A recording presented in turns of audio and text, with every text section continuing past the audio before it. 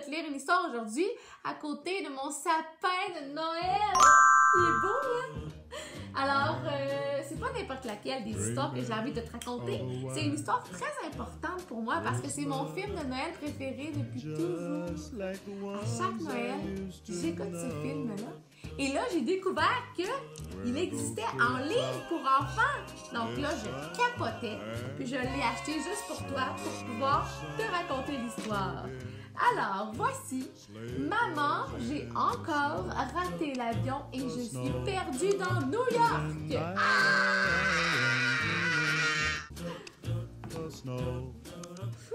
Wow, regardez comme les images sont belles.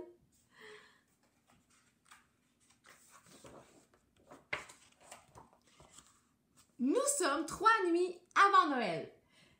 La famille McAllister prépare ses vacances en Floride. Tout le monde est occupé à faire ses bagages et tout le monde a hâte de quitter. Sauf quelqu'un ici qui a l'air de faire la baboune. Tout le monde sauf Kevin, qui n'a aucune envie de partir. Pourquoi devons-nous aller en Floride? Pourquoi nous y allons pour Noël? Ils n'ont pas de sapin.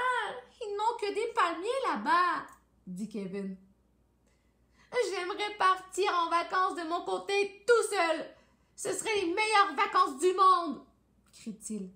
Mais personne ne l'écoute. Le lendemain, ils partent pour l'aéroport. Le terminal est bondé et bruyant. Kevin doit se moucher. Donc, il s'arrête 1 minute pour chercher un mouchoir dans le sac de son père. La famille se presse pour arriver à la zone d'embarquement. Et Kevin crie « Attendez-moi! » Il se met à courir. Il essaie d'apercevoir le manteau de son papa dans la foule. Il court.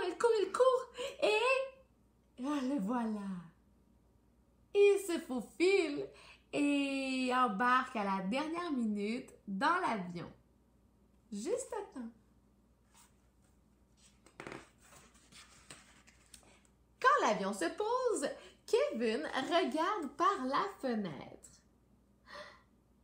Il voit de grands immeubles couverts de neige. Cela ne ressemble pas du tout à la Floride. Il débarque mais ne voit pas sa famille. « Où suis-je? » demande-t-il. « À New York. »« Oh non! Ça recommence! » dit Kevin. Au début, Kevin a très peur. Puis il se dit que c'est l'occasion ou jamais de passer les vacances dont il a envie. Il découvre que New York est un endroit magnifique pour fêter Noël. Il fait un tour de taxi jaune, il voit la statue de la Liberté, il monte sur le toit du plus grand building et se promène dans Central Park.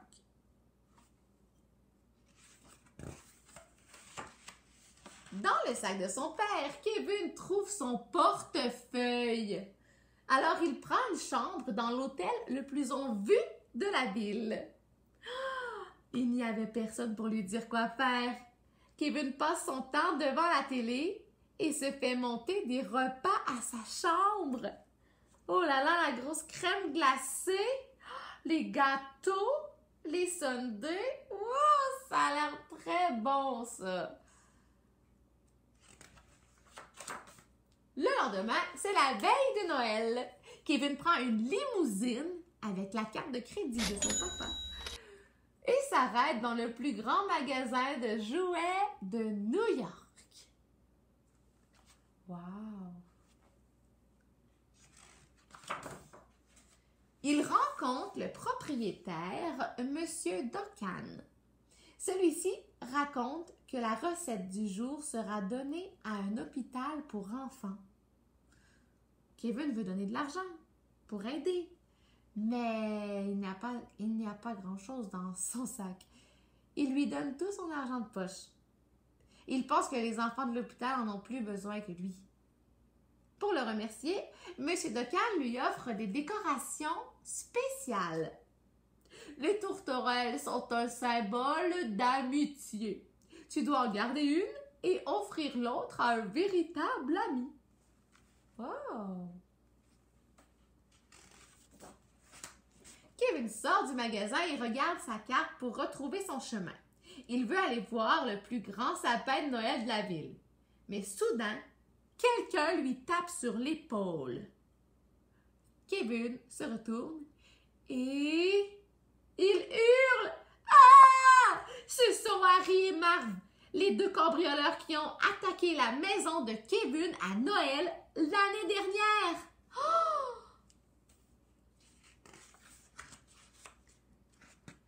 Ce soir, nous allons cambrioler ce magasin de jouets, dit un.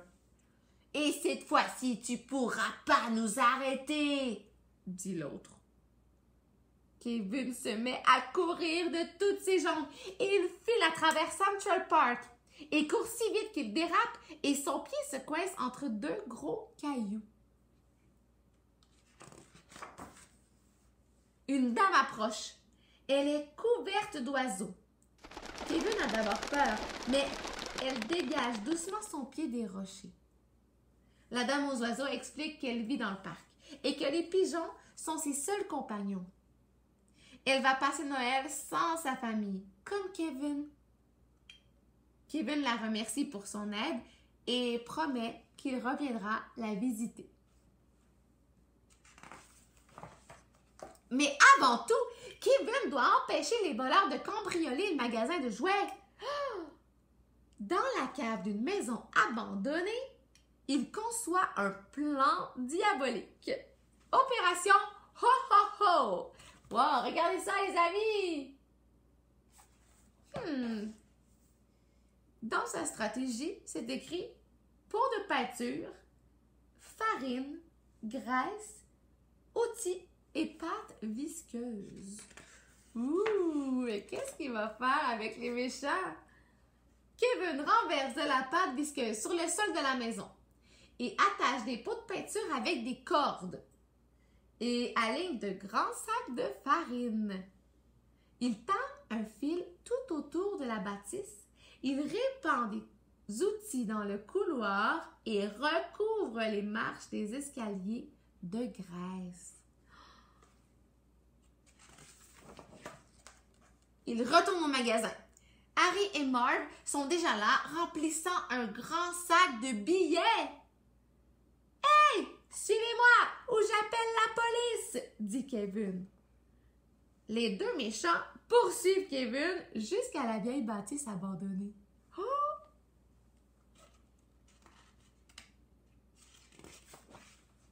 Puis, ils tombent dans tous les pièges. Hey! Wow! Wow! Wouh! Et là, il se blesse les pieds sur les outils du couloir et glisse sur les marches recouvertes de graisse. Je crois que le plan de Kevin a bien fonctionné. Kevin s'échappe, mais les cambrioleurs l'ont repéré. Ils le rattrapent et l'entraînent dans Central Park. Mais soudain, la dame aux oiseaux surgit et jette un seau de graines sur Harry et Marv, encore tout collants. Les pigeons s'abattent sur les deux voleurs et les picorent jusqu'à l'arrivée de la police. Elle dit « Cours, Kevin, cours, sauve-toi! » Oh là là, elle est tellement gentille. Il est presque minuit. Kevin a réussi à se sauver. C'est presque Noël. Kevin admire le plus grand sapin de New York, mais sa famille lui manque. Il se dit que les vacances tout seul ne sont pas si drôles finalement. Il entend soudain une voix familière.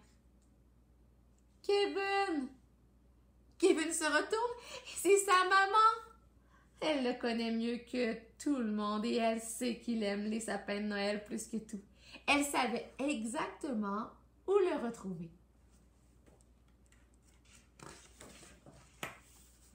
Toute la famille de Kevin l'attendait à l'hôtel. Oh, vous m'avez tellement manqué, dit Kevin.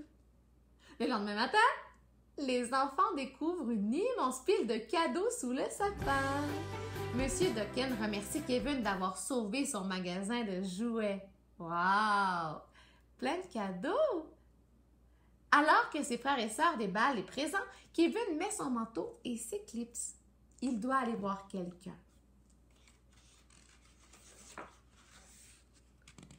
Il n'a pas oublié la dame aux oiseaux et son aide précieuse. Il lui offre sa tourterelle. Vous vous rappelez? Il l'avait reçue dans le magasin de jouets. Ils seront donc amis pour la vie. Joyeux Noël, Kevin! Joyeux Noël! Et tout est calme dans Central Park enneigé quand soudain retentit un hurlement de Noël. Kevin! Tu as dépensé 9607 $! Oups! Son père vient de voir sa carte de crédit, hein, je crois. Et voilà! C'est la fin de mon histoire. Donc maintenant, si tu vois le film à la télévision, tu vas pouvoir dire que tu connais ça. Maman, j'ai encore raté l'avion. Alors sur ça, je te souhaite une belle semaine. C'était encore un plaisir de passer du temps avec toi. Je t'aime beaucoup. Bye!